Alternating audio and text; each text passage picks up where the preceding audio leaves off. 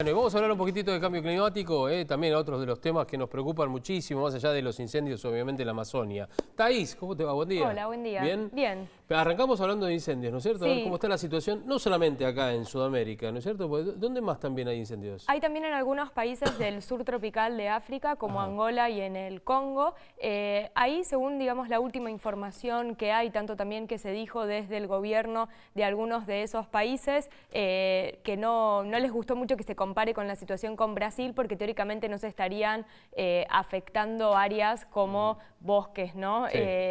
Tropicales, sino que se estaría hablando de tierras que ya se vienen utilizando para el cultivo. En ambos casos se repite esta técnica del uso del fuego, ¿no?, para manejo del suelo, que a partir de toda esta situación en la Amazonía empieza a despertar ciertas críticas, ¿no?, y el debate respecto de hasta dónde se controla y hasta dónde, ¿no?, se genera un descontrol, sea voluntario o involuntario, ¿no? Pero esto es de destacar entonces que en lo que uno puede ver en un mapa global, que continúan los incendios en la Amazonía, no solo en Brasil, sino también con focos en Bolivia y con efectos en otros países vecinos, y también algunos incendios en lo que son países del sur tropical de África. Y hay que tener en cuenta que venimos ya de meses anteriores con incendios en Siberia, parte del Ártico, Groenlandia y Alaska. Y un informe que digamos, según informó ayer la Organización Meteorológica Mundial, estableció la importancia, ¿no?, de la deforestación y los incendios vinculadas a cambio climático, y sobre todo tener en cuenta que todos estos incendios que están ocurriendo en distintas partes del mundo aceleran lo que es la presión sobre el clima y sobre el ambiente, es decir, que se van a ver efectos en el corto y en el largo plazo. Hay que tener en cuenta que tanto la deforestación como los incendios contribuyen en el cambio climático por lo que es la liberación de dióxido de carbono a la atmósfera, ¿no? Se sabe que los bosques son grandes sumideros de dióxido de carbono, es decir, que capturan, ¿no?, justamente, y almacenan dióxido de carbono, y ante cualquier proceso de tala o de incendio, ese dióxido de carbono se libera a la atmósfera. Y acá recordamos la fórmula que yo siempre digo: cuando aumentan, ¿no?, las emisiones de gases de efecto invernadero, aumentan las temperaturas, y ahí es entonces que se intensifica lo que es el proceso de calentamiento global. Por eso es importante seguir de cerca cómo continúa la situación, ¿no?, con los incendios en uno y en otro lado del mundo. Bolsonaro en las últimas horas, a propósito de Brasil, yo no sé si leí mal, pero lo que ha ordenado es detener las quemas de pastizales y demás, Sí. ¿no? Digamos, por una cuestión de justamente, bueno, lo que está pasando en Brasil con el Amazonas, frenar un poco eso. ¿Vos creés que empieza a darse cuenta un poquitito Bolsonaro? ¿Confían en eso? ¿La presión internacional sobre todo? Sí, es raro. Lo que pasa es que ahí tenés que tener en cuenta, digamos, si hay quemas que se hacen de manera ilegal y cuál es el control que hay, ¿no?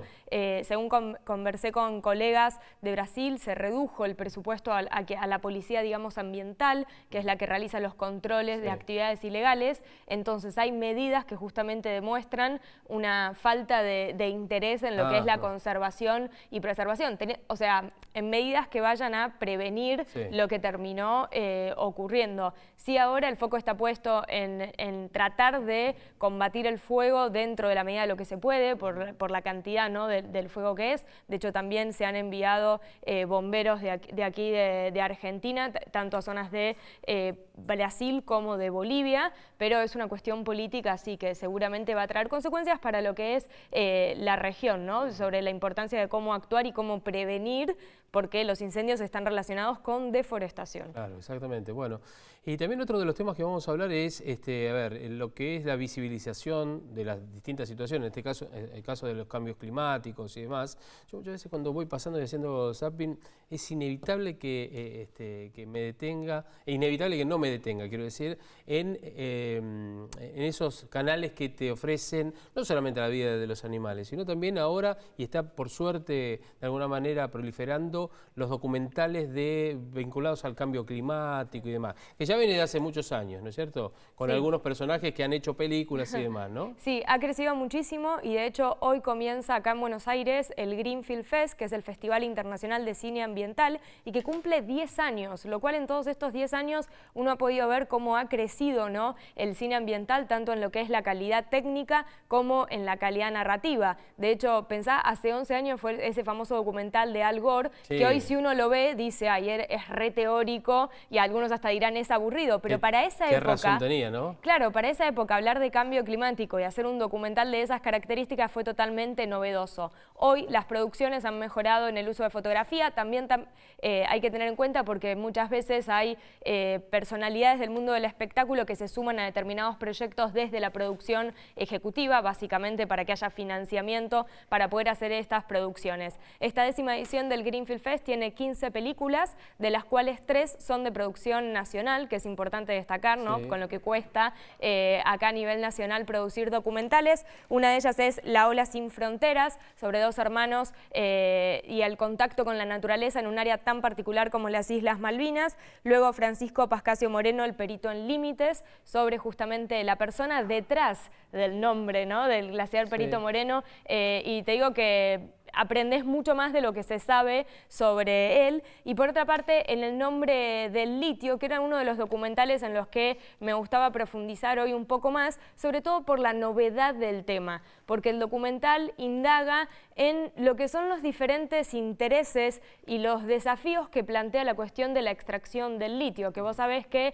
en la Argentina, sobre todo en el norte, se encuentran importantes reservas de litio. Junto con Bolivia y con Chile se habla, ¿no?, de lo que es el triángulo del litio, al cual ya se lo considera como el nuevo oro blanco, entre comillas. Y el documental, que es una coproducción entre Calma Cine y FAN, que es la Fundación Ambiente y Recursos Naturales, plantea, digamos, un poco, como que abre el debate respecto de estos intereses y sobre todo con una visión desde lo que son las comunidades originarias, que son justamente las que a veces quedan fuera del debate al momento de que vienen, ¿no?, las empresas o los intereses también del Estado para explotar la zona. Y esta semana se realizó una función de prensa de este documental que se preestrena en el festival y estuvo allí Clemente Flores, que es uno de los protagonistas en representación de una de las comunidades, de la comunidad del Moreno en las Salinas Grandes de Jujuy, y esto es lo que decía. Bueno, llegar a este momento después de 2 años y algo de trabajo para los muchachos, creo que es importante no solo para las comunidades, sino para poder visibilizar el gran problema que tenemos nosotros con las empresas extractivas en la zona, especialmente en la cuenca de Salinas Grandes y Laguna de Guayatayo, quienes son las comunidades quienes cuidan el territorio. Hemos venido haciendo ancestralmente y lo venimos cuidando siempre y tratamos de dejar una buena herencia para nuestras futuras generaciones. Es por eso que hemos trabajado para que no se explote el litio. Hay mucho interés internacional para llegar, pero creo que con todos ustedes conociendo, sabiendo lo que dice esta película, va a ser importante para poder reflexionar. No podemos matar a una comunidad para decir que vamos a salvar otra, sino vemos cómo cuidar el agua, especialmente cuidar la salud, cuidar a la gente, quienes vivimos en el territorio y somos dueños del territorio. Entonces nos hagamos cargo de lo que tenemos y lo que existimos. Bueno, interesante tener en cuenta los dos aspectos, lo social desde el punto de vista de las comunidades originarias, ¿no?, que se encuentran en la zona, y por otra parte también el impacto ambiental, sobre todo él ahí mencionaba el agua, ¿no? Quedan todavía muchas dudas respecto del impacto que pueda tener sobre lo que es el agua dulce, ¿no?, en virtud de la metodología de extracción. Y en el contexto de que con toda la revolución de las energías renovables y por ejemplo los autos eléctricos, el litio aparece como un buen almacenador de energía en baterías e incluso también para lo que son celulares, ¿no? Y la conexión que hay que hacer entonces con eso, desde un celular hasta lo que pueden ser baterías de autos eléctricos o incluso para almacenamiento en energías renovables, como el litio ahí aparece en complemento. Así que recomendado, sobre todo para entender que es una temática que incide, ¿no?, en lo que es nuestro país. También. El festival es desde el 29 de agosto, ¿no? Desde hoy, arranca hoy, es en Cinemark Palermo, acá cerca, en Ciudad de Buenos Aires, hasta el próximo miércoles 4 de septiembre. Y la otra película que te traía como recomendación, que es de mi favorita del festival, que se llama Sharkwater Extinction, y que denuncia lo que tiene que ver ¿tiburones? con la masiva pesca ilegal de tiburones y justamente cómo toda esta situación está llevando a esta especie al peligro de la extinción. El toque, te diría, especial que tiene el documental es que Rob Stewart, que es este conservacionista y activista, falleció mientras hacía el documental en un accidente de buceo, ¿sí? Y ahí fue que, digamos, mientras estaban rodando el documental, en lo que iba a ser un nivel más profundo de buceo que él iba a realizar y con una nueva técnica de oxigenación, hubo un accidente, terminó falleciendo y desde la familia y también desde los distintos compañeros de equipo decidieron igual terminar el documental, sobre todo para continuar con su legado. Un documental... ¿Sabe cómo murió? Por la técnica justamente de lo de oxigenación, que era una técnica nueva. El documental ahí sobre el final, digamos, habla sobre lo que ocurrió. Un documental ya emotivo cuando uno sabe ese hecho, pero sobre todo este es el tercer documental que él realizaba. El anterior había sido Sharkwater, ¿sí?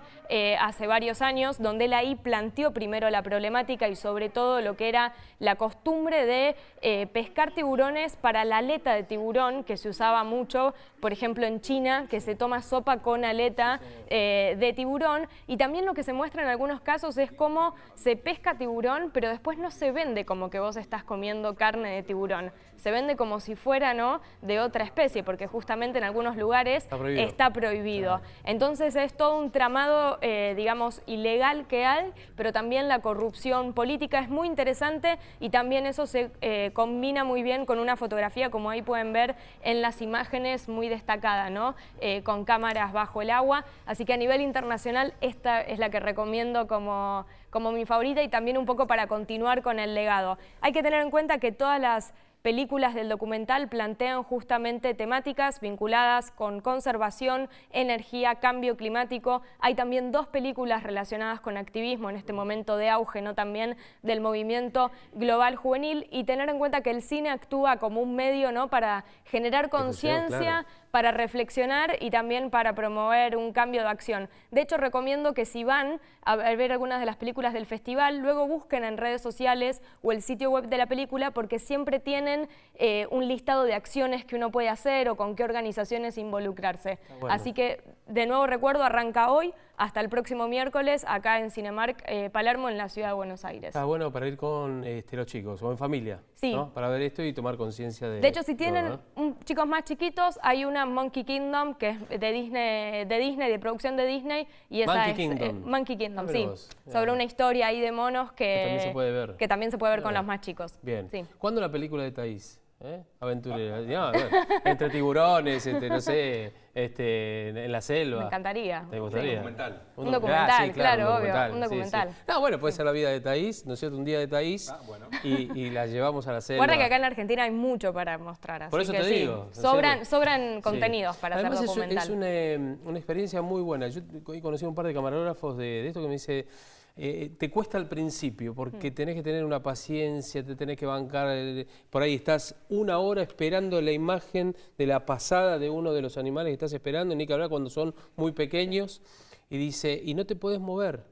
Vos ves que te pasan las hormigas por la mano, por la cámara, qué sé yo, y no tenés manera de moverlo, sino cualquier ruido puede espantarlo y perdiste todo un día. Son muchas horas de producción para lo que después se termina editando. Hay que tener en cuenta que a nivel nacional es un desafío porque a veces hay falta de interés económico, ¿no? Sí. Por eso es importante también que haya diferentes tipos de apoyo para hacer este cine. Vamos a impulsar, la película. Dale. Bueno, Thaís. Ahora... Y nosotros, vestida en la película alguien va a tener que hacer de nosotros. No, Thaís, nosotros no. No, sí, Thaís. claro. No, puede haber alguna autorreferencia. Igual más de un camarógrafo atrás debe querer, ¿no?, sumarse al proyecto, ¿no? Para ir. Está bueno para hacer eso también. Bueno, gracias, Thaís. No, por favor, gracias.